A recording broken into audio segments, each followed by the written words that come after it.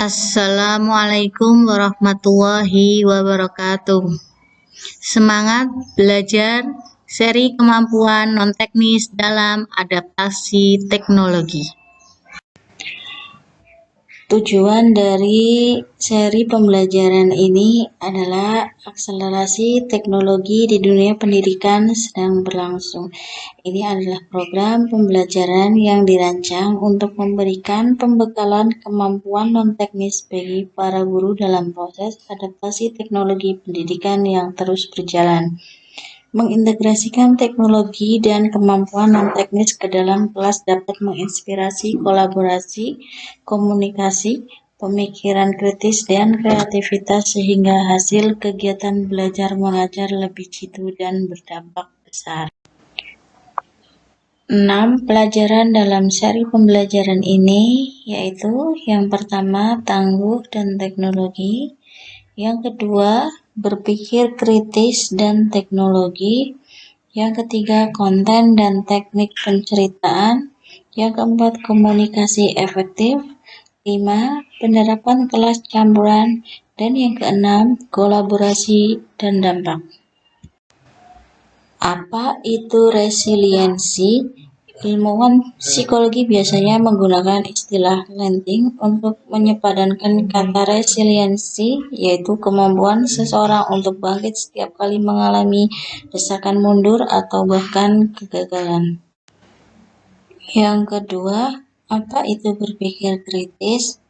Kata berpikir kritis sudah menjadi kosakata harian kita.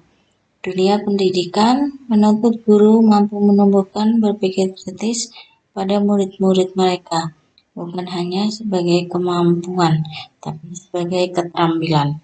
Namun demikian, banyak dari kita yang tidak sadar apa sebetulnya berpikir kritis.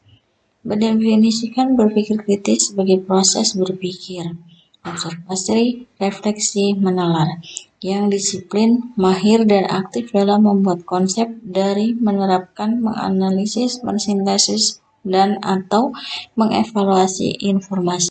Apa itu kemampuan bercerita? Kesanggupan atau kekuatan yang dimiliki oleh individu untuk menyampaikan gagasan atau ide secara lisan maupun tulisan yang mengisahkan tentang perbuatan, pengalaman, atau kejadian. Apa itu konten? Sebuah bentuk komunikasi, terutama audiovisual yang berisi sebuah informasi, hiburan, atau ajakan. 3 tahap membuat konten.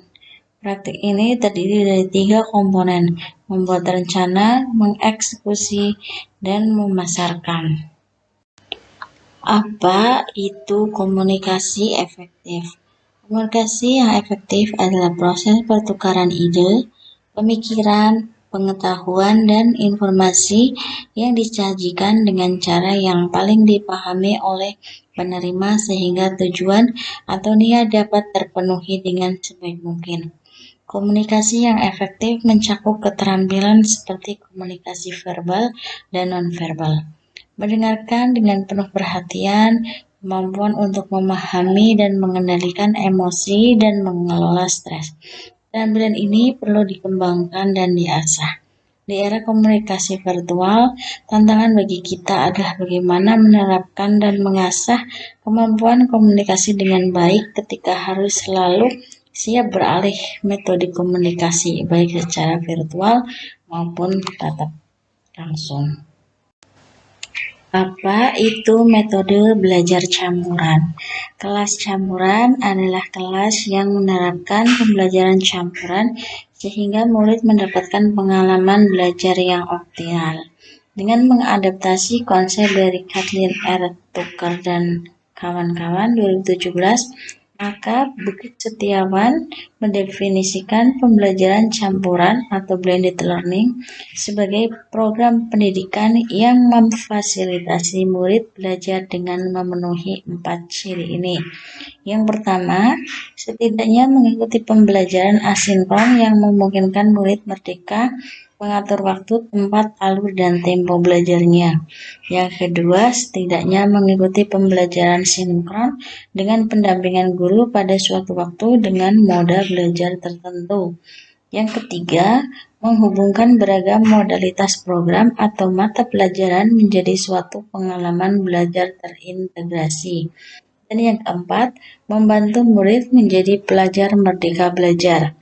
Komitmen pada tujuan, mandiri pada cara dan reflektif dalam mencapai sasaran belajar yang disepakatinya. Apa itu kolaborasi dan dampak? Pembelajaran secara kolaboratif memungkinkan banyak memberikan nilai tambah, baik bagi siswa maupun bagi guru. Keuntungan-keuntungan tersebut antara lain, yang pertama, siswa mendapatkan pengalaman bekerja sama bukan hanya dengan sesama teman sekelasnya, namun dengan siswa lain yang sebelumnya belum mereka kenal.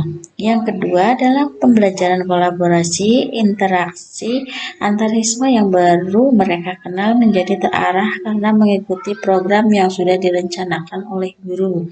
Yang ketiga, kegiatan yang bersifat kolaboratif biasanya akan mendorong motivasi dan semangat kompetitif dalam arti positif bagi siswa. Dan yang keempat, siswa juga mendapatkan sumber belajar yang banyak dari guru selain guru sekolahnya sendiri yang selama ini mereka kenal. Untuk menghasilkan proses pembelajaran yang syarat makna di kelas, selain berfokus pada desain pembelajaran, pengajar dapat melakukan berbagai hal berikut ini. Yang pertama, meningkatkan kapasitas diri dengan mengikuti berbagai kelas peningkatan kapasitas guru. Tentunya pengajar harus terus meningkatkan kapasitasnya, terutama terkait metode pembelajaran yang sesuai dengan kondisi saat ini.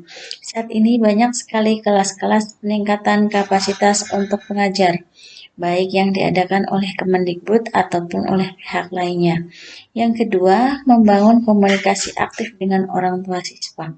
Membangun komunikasi dengan orang tua di masa pembelajaran daring adalah hal penting supaya orang tua dapat turut memberikan dukungan terhadap keseluruhan proses belajar siswa dan hasil belajar bisa lebih efektif. Dan yang ketiga, aktif di komunitas atau perkumpulan sesama pengajar.